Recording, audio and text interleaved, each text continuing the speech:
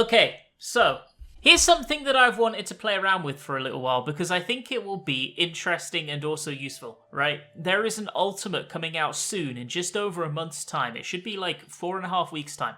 And then we will get a new ultimate. We have had a couple of balance changes since the last ultimate came out, but they all came out far enough ago that a number of people have cleared DSR with the job changes. A lot of the job changes have stabilized with their new placement in the meta. People are all obviously comfortable with their job, they know what they're doing. So, I wanted to have a look on the current DSR logs, and I wanted to have a think back about the structure of different ultimate encounters in the past, and I wanted to talk about what the best jobs going into next ultimate will be, based on what the best jobs for the current and previous ultimates are. So I grabbed one of these tier lists for jobs, right? Just one of these standard fucking tier lists. And we're going to open up FF logs and we're going to have a look. Statistics. We'll do like 90th, I think is fine on ultimate, honestly. So, before we start putting jobs down, I want to look back really quickly, just for a minute or two, at each of the previous ultimates and their designs, right? So, there's a few things you want to pay attention to. Number one, some jobs are better at single target than AoE. Some jobs are better at 2-target than single target. Some jobs excel in very specific scenarios. Some jobs also excel in very specific phase lengths, right? So, if we look back to UCOP, there is a roughly on content 90-second Twintania phase, single target, almost full uptime, but not quite, depending on the strat you did. The strats that you did back in the day were also not full uptime. There's Nail, another single target encounter, like 90 seconds long as well, right? It's also mostly full uptime, aside from when the boss leaves, so you know you're not losing anything there. So far you get to UCOP. UCOP is very much a single target fight with 90-second phases. You get to Bahamut Prime. Bahamut Prime is a bunch of roughly 30-second phases, which definitely blesses jobs that have burst windows every 60 seconds. It definitely blesses jobs that have short-term burst windows like Ninja. Then you get to ads. You get to ads, 2 targets. You have to fight a bit harder for uptime there. You get to Golden Bahamut, another single target phase. So it's mostly 90-second phases, mostly, with 1 2-target phase. There's no 3+ targets in UCOP. We go to Uwu, right? Garuda is the same, a roughly 90-second phase, almost single target. There are a few very small burst AoE phases. You get to Ifrit, almost single target. There is 1 burst AoE phase. It's another like 60-90-second phase. The thing about Uwu is they instead of having like just 2 targets the entire time, Uwu in the first 3 phases has these tiny little burst AoE DPS checks. You've got the Plumes in Garuda, which is burst AoE. You've got the Nails in Ifrit, which is, it's not really AoE, but you can AoE on it. You've also got Titan Jails, which again, you can just single target them. On content, people would single target them for safety a lot of the time. But you can also AoE. You get to Ultima, which is pretty much an entirely single target phase, right? And it's how long is it? It's like a total of a 5-minute phase. You've got like a 2-minute window at the end. You've got, I think it's like roughly 60 seconds of uptime a lot of the time, right? So then we go to Alexander. Alexander has a 2-target phase, but the mobs are mostly split. It has another 2-target phase, and then it has 2 1-target phases. So you're noticing a pattern here, right? Every ultimate has very minimal so far AoE phases, but it always has a 2-target phase, Uwu being the exception.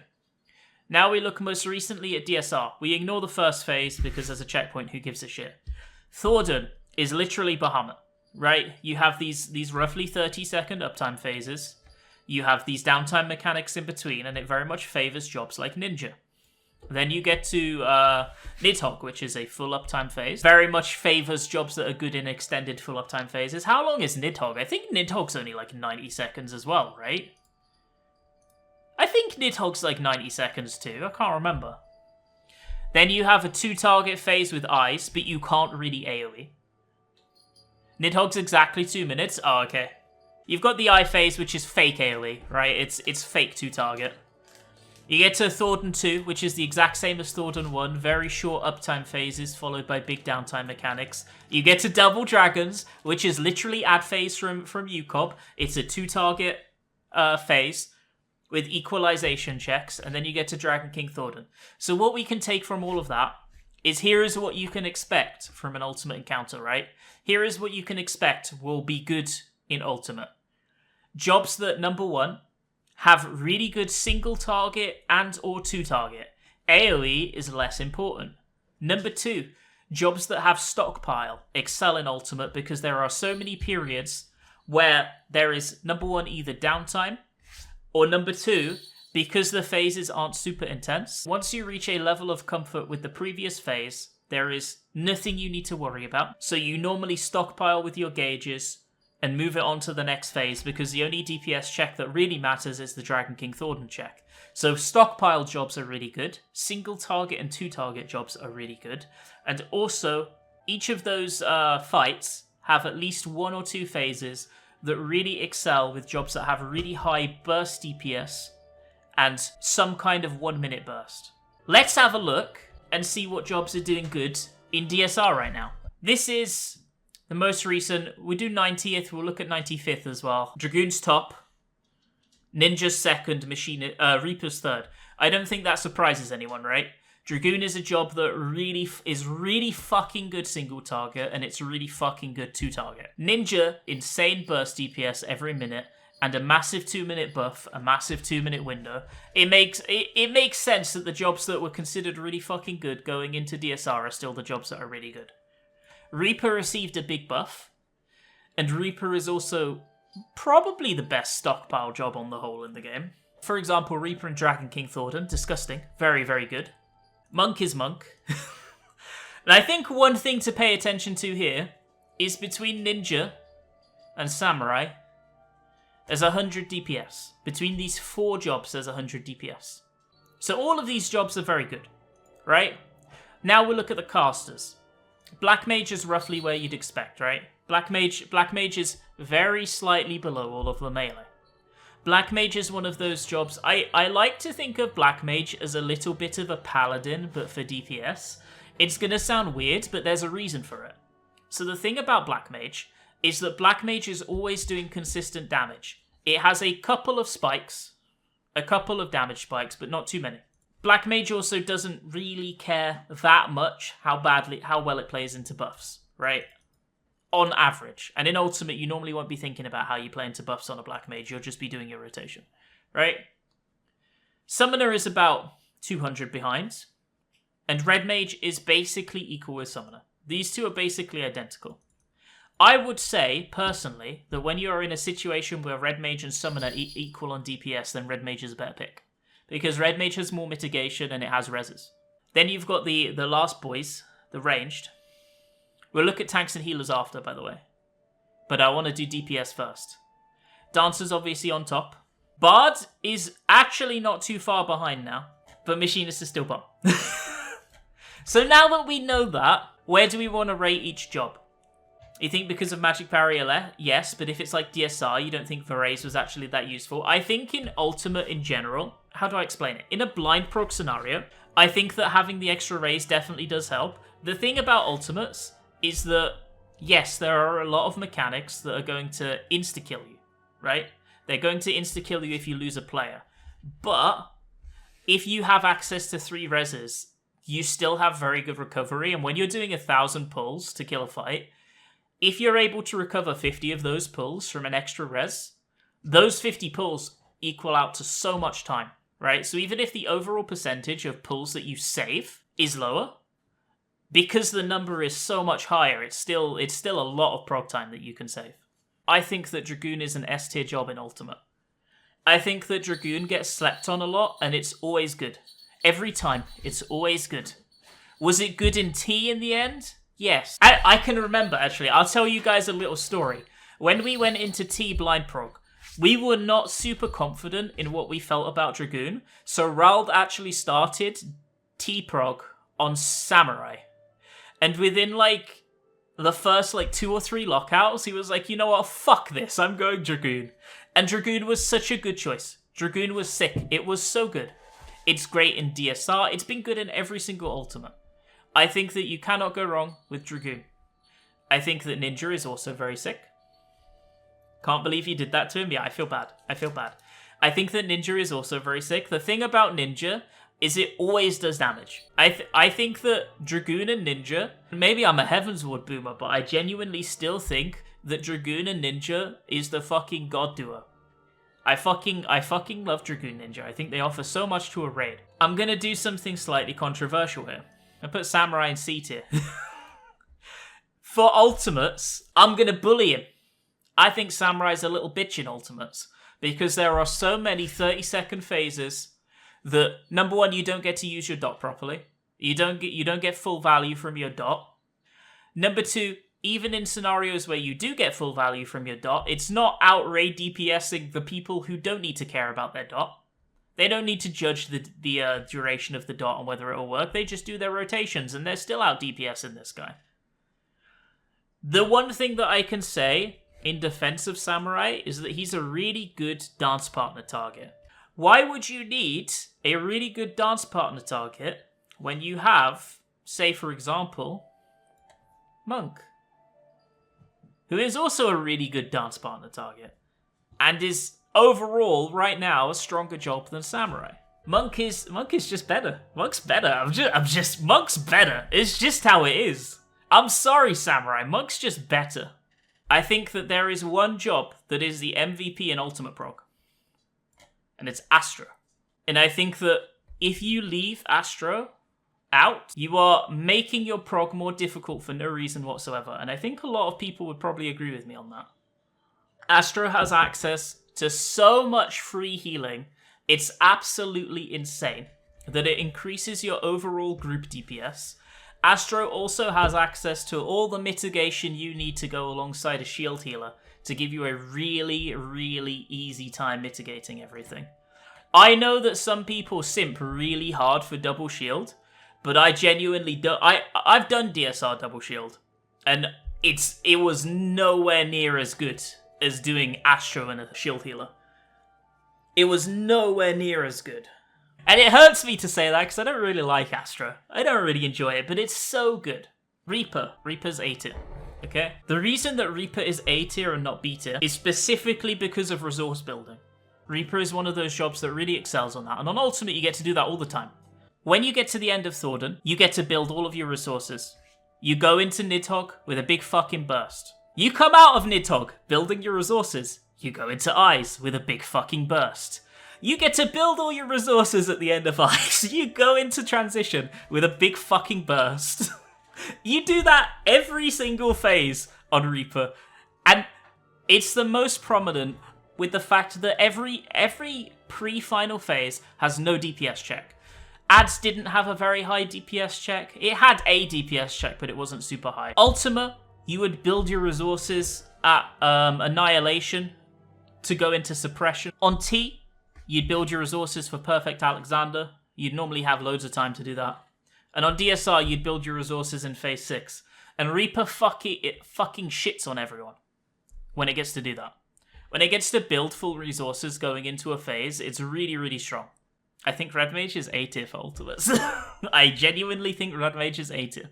When these two jobs are equal in DPS, it makes Red Mage 10 times better. And the reason that is the case is, number one, Red Mage is the caster equivalent of Reaper. Red Mage fucking loves being able to build full gauge and going into a phase with 100-100, being able to dump literally 3 melee combos back to back. Red Mage has Magic Barrier on top of Addle, so it has +1 mitigation that the other two casters don't have. Red Mage has pretty good mobility because you have your acceleration stacks and your melee combos and your swift cast. It has free reses whenever the fuck you want. Literally whenever the fuck you want, which is a really good prog help. Like I said before, in Ultimate, you can save less pulls percentage-wise because of a caster res. There are so many more pulls overall. Even saving 50 pulls out of 1,000 on Red Mage, that's hours. That's hours and hours worth of pulls that you've saved. And while Summoner can res as well, it can't res as consistently and as easily, right? For Black Mage, I don't know, where do you think I should put Black Mage, chat? I know where I want to put it. I'm willing to hear you guys out. There's a lot of Black Mage mains here. I'm willing to hear you guys out. Obviously, the res has diminished value in Ultimate.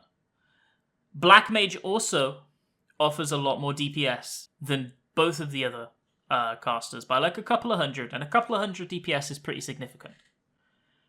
But there is a thing that every Black Mage needs to learn, and even every good Black Mage needs to learn. Every good Black Mage will at some point in the fight need to spend time optimizing their uptime so that they are doing those couple of hundred extra DPS.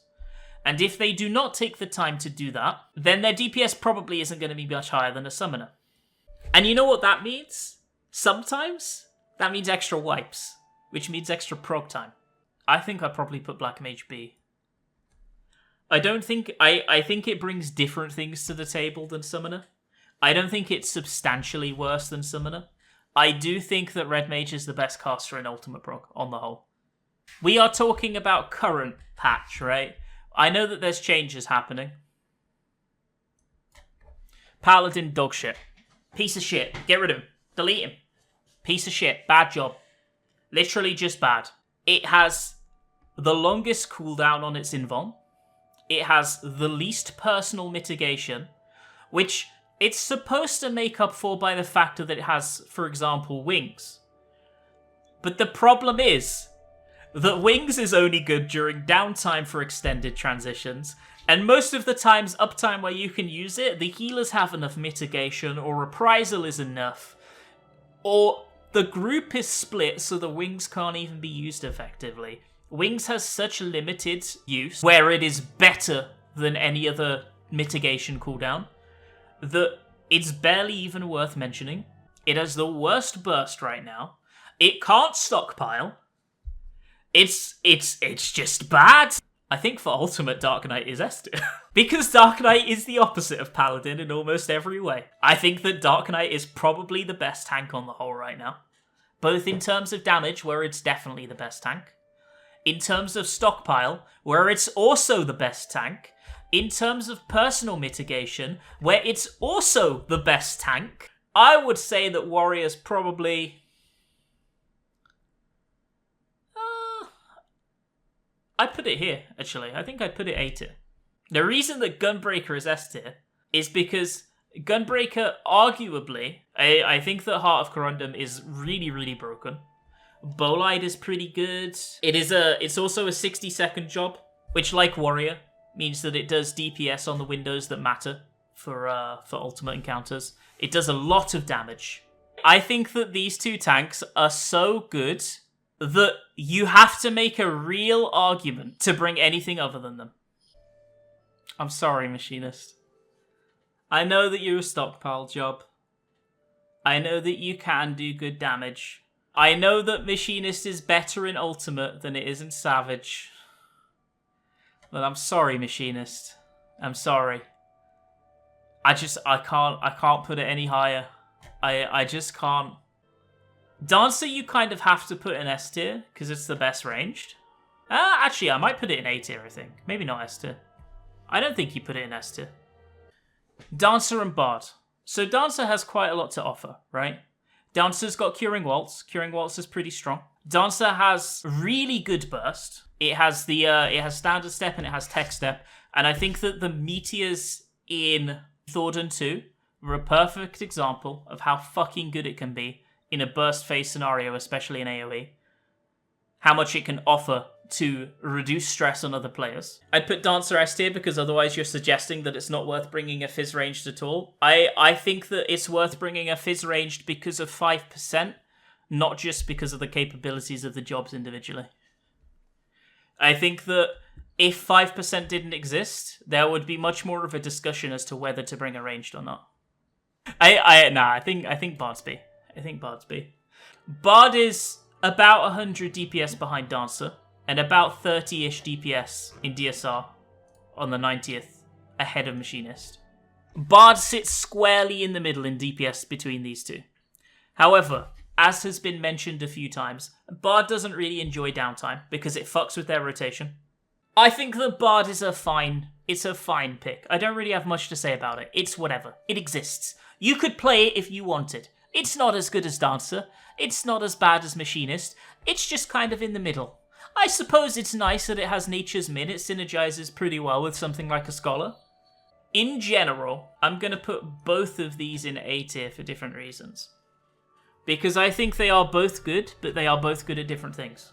I've spoken a bunch before about the differences between Scholar and Sage. We don't know what the next Ultimate will bring. I think they're both pretty equal as jobs.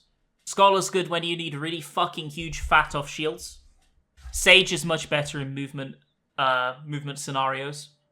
I think they're both very good jobs.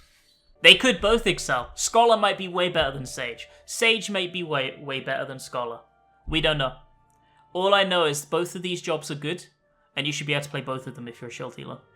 Now, White Mage. I have a lot of opinions on White Mage in Ultimate. I think that White Mage is the old reliable. I think that White Mage brings a lot of healing. But I think Dragon King Thordan opened up a lot of weaknesses for White Mage.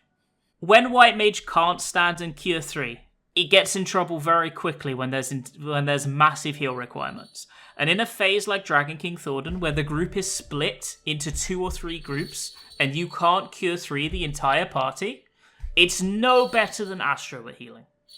White Mage also offers less mitigation than Astro. I don't think we can argue that White Mage is as good. But White Mage has more DPS in downtime phases, because White Mage can build 3 lilies every downtime phase and come back with a misery. So I'd say that White Mage is B tier. And Blue Mage? Release ultimates for Blue Mage. I want UCOB Blue Mage and I want Uwu Blue Mage. Right now. Right now. Do it. Make it S tier. Do it.